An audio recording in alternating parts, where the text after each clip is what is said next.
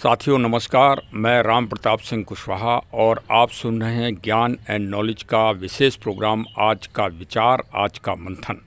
तो आपका सबका स्वागत है, अभिनंदन है और इंग्लिश में एक शब्द है वेलकम। और आज पावन हिंदी दिवस है, तो हिंदी तो वास्तव में आप मान लो कि आज भारत की नहीं विश्व की मुख्य भाषा है, मुख्य भाषा। अब ये बात अलग है कि हम अपने पेड़ की जड़ को ही अगर काटने लगेंगे तो इसके लिए अब कोई क्या कह सकता है।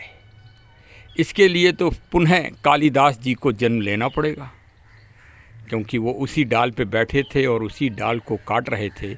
तो कोई विद्वोत्मा ही जो है कालिदास जी को ज्ञान की अभिवृद्धि कर सकती हैं। तो भारत माता ही हम सब नकलचियों की, जो अंग्रेजी भाषा बोल रहे हैं और विदेशी भाषाएं बोल रहे हैं, उनकी मति को, उनके दिमाग को, उनके मन को शुद्ध कर सकती हैं, विशुद्ध कर सकती हैं और महिमा मंडित करके विश्व विजयी भी बना सकती हैं। यह पावर भारत माता में ही है। क्योंकि जब महाकवि कालिदास जी को महाकवि बना सकती हैं एक नारी विद्वोत्मा, आगे तो फिर उनको सीधे रूप से माँ सरस्वती जी के भी दर्शन हुए थे, तब वो प्रकांड बने थे। प्रकांड शेक्सपियर बच्चे हैं पूज्य महाकवि कालिदास जी के सामने। तो संस्कृत को हमने नहीं पुष्पित पल्लवित होने दिया। वो गलती किसकी है? हमारे पूर्वजों की है कि हम हमेशा दूसरे की नकल करने के लिए भागते हैं और दुनिया हमारी नकल करने के लिए भागती है। यही विडंबना है। आज पूरी दुनिया हिंदी में वार्ता करने को तत्पर है, हिंदी सीख रही है। जर्मन में प्राइमरी सेक्शन में संस्कृत और साथ में वेद और उपनिषद और गीता पढ़ाई जा रही है और हम ट्विंकल ट्विंकल लिटिल स्टार पढ़ रहे हैं। तो खैर चलिए, आज हम मूल विषय पर आते हैं। आज वर्ष 2025 की पहली पावन एकादशी है, जिसको पुत्रदा एकादशी कहते हैं। आगे पूर्णमासी पड़ेगी। तो भाई अभी सर्दियां हैं, बहुत विकट सर्दी पड़ रही है। तो हम ये तो नहीं कहेंगे कि आप किसी वृक्ष को रोपित करें, लेकिन हम ये ज़रूर कहेंगे कि वृक्षों की इस समय सेवा ज़रूर करें आप। ये सीज़न जो है 15 दिन वृक्ष अपनी सेवा मांगते हैं। अरे कोई नहीं तो आपने गुलाब का पौधा लगा रखा हो तो आप उसी की सेवा कर डालिए। ये देखिए सेवा का मेवा मिल रही है, सुगंधित पूरी खुशबू हो रही है, महक रहा है पूरा हमारा रूफ गार्डन। और साथ में ये सुंदरता है, यही आनंद है, ये प्रकृति का आनंद है जो यूनिवर्सल है, जो शाश्वत है। क्षणिक उसके लिए मत भागिए, स्थायी चीज़ पकड़िए। तो ये देखिए, इसकी सेवा करिए, गुलाब में इस समय खाद डालिए और भी बहुत सारी चीज़ों को डालिए, पौष्टिकता प्रदान करिए। अब मैंने कहा कि प्रश्न ये है कि प्रकृति को ही क्यों इतना सम्मान दीजिए, इतना आनंद प्राप्त करिए प्रकृति से। क्योंकि अगर गीता को आपने पढ़ा है, आज एकादशी है तो गीता का हाथ में ज़रूर ले लीजिए, पन्ना खोल लीजिए, एकादश श्लोक पढ़ लीजिए तो और भी उत्तम होगा।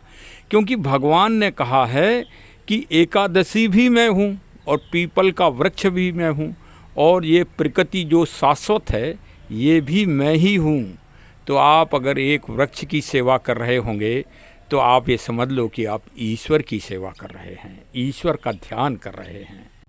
अब चूँकि एकादशी है और पावन गीता पे चर्चा हो गई है तो फिर चर्चा अच्छी तरह से होना चाहिए, जिससे आपको कुछ हृदय गम भी करना पड़े। भगवान श्री कृष्ण जी ने गीता को सुनाते हुए अर्जुन से ये शब्द कहा था जो हम लोग भूल जाते हैं। वही तो कहा था कि हे अर्जुन, ये सबसे पहले हमने सूर्य को सुनाई। भगवान सूर्य को सामने देखिए, सूर्य भगवान निकले हुए भी हैं, आप दर्शन भी कर सकते हैं। सबसे पहले सूर्य को सुनाई, फिर सूर्य के पुत्र मनु को सुनाई, इक्ष्वाक को सुनाई। फिर ये विस्मृत हो गई या ये भ्रम जाल में फंस गई। तो जब गीता भ्रम जाल में फंस सकती है तब सतयुग और द्वापर में, तो आज तो कलयुग चल रहा है। हाँ, इसीलिए कहते हैं कि सुनते और सुनाते रहिए, जिससे ये यथावत क्रम चलता रहे। यही शाश्वत है, यही सत्य है। और बीच में जो आके मिल गए हैं, जो ये कहते हैं कि हम ही सब कुछ हैं, वो मूल नहीं है। जो मूल नहीं है, अगर कोई वृक्ष है और वो जड़ से मजबूत नहीं है तो वो टिक नहीं पाएगा। हाँ, ये भी प्रकृति का नियम है। तो सुनते रहिए और सुनाते रहिए। किसको? शाश्वत को, प्रकृति को। तो चलिए आज हम आपको पावन गीता जी का श्रवण करा रहे हैं एक छोटे से बालक से, जिसका नाम ही रखा गया है, उनके माता पिता ने नाम रखा है पार्थ राठौर। तो आप सुनिए। आज लिटिल मास्टर पार्थ राठौर जी मेरे सामने हैं और देखिए आज आपको बहुत ही अच्छा प्रसंग हम सुनाने वाले हैं। पार्थ जी, आप क्या सुना सकते हैं और कहाँ से आए हैं आप? लखनऊ राजधानी? गुड़गांव गाँव से। गुड़गांव से। अच्छा, कहाँ रहते हैं गुड़गांव में आप? सेक्टर 5 824 नियर बाय पुलिस चौकी। गुड़गांव से कुरुक्षेत्र कितनी दूर है, जहाँ गीता जी का संवाद हुआ है? 280 किलोमीटर। वाह, अभी आप गए नहीं हैं लग रहा है। अगली बार आप जरूर जाना कुरुक्षेत्र। तो आज आप गीता में क्या सुनाएंगे हमको? पावन गीता में चौथा अध्याय जरा सुनाइए तो। बुलंद आवाज में सुनाना है। श्री भगवान उवाच एवं विवस्वते योगं प्रोक्तवानम् अव्ययम् विवस्वानं विप्राः मनुरीक्ष्वा कवे ब्रवीत् एवं परम्परा प्राप्तं एवं राजर्षयो वधूसे काले निमेता योगो नष्ट परन्तप एवं परम्परा प्राप्तं एवं राजर्षयो वधू सेवायं यतिथ्या योगा प्रोक्ता पुरांतना अजोपि सन्नम यात्मा। गुड। और आगे? यदा यदा हि धर्मस्य ग्लानिर्भवति भारत अभ्युत्थाने मदस्थाय सदाम्यहम्। ये आपने कब से याद कर लिए? ये मैंने पिछले साल से किया। पिछले साल से याद हो गए हैं आपको कंठस्थ। वाह भाई वाह। चलो भाई, सभी लोग क्लैपिंग कर लिया है इनके लिए, बहुत अच्छा, गुड। ये इसलिए विशेषकर सुनाया, यद्यपि उस बच्चे ने अनुमति नहीं दी थी कि मतलब हम उसके एक तरह से नाना जी के रूप में हुए, तो कहा था कि YouTube में मत डालना।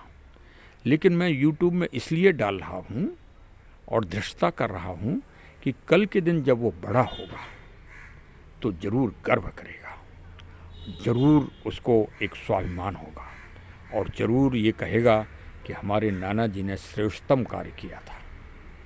हाँ, और फिर जो आने वाले नए बच्चे हैं और हम ऐसे सरीखे पावन गीता के सत्य, मूल सत्य को ना भूल जाएं। पावन गीता की मूल शिक्षा को ही तो हम लोग भूल गए। इसी कारण तो देश में नरसंहार समय समय पे हो जाता है। देश बट गया, 1947 से पहले देश बट गया। यही कारण था कि गीता के सत्य को हमने नहीं समझा। हाँ, गीता के सत्य को हमारे पूर्वजों ने अगर ठीक से समझ लिया होता और उसका पालन किया होता तो ये देश कभी बढ़ता नहीं, ये अखंड भारत से भारत देश नहीं होता। तो गीता तो यही शिक्षा देती है कि अखंड रहिए, आप निर्वचनीय रहिए, अकल्पनीय रहिए, अद्वितीय रहिए और दुनिया में श्रेष्ठतम रहिए। ज्ञान से, ज्ञान के द्वारा ही रह सकते हैं आप श्रेष्ठतम। शेष संस्कार और मर्यादा अगर सीखना है तो श्री रामचरितमानस से, और अगर कूटनीति और ज्ञान सीखना है तो पावन गीता से। चलिए, आज इतना बहुत है। आप सबको एकादशी पर हार्दिक शुभकामनाएं। वृक्ष की सेवा अवश्य करिए। जय हिंद, जय हिंद, जय हिंद। चरे वेति चरे वेति चरे।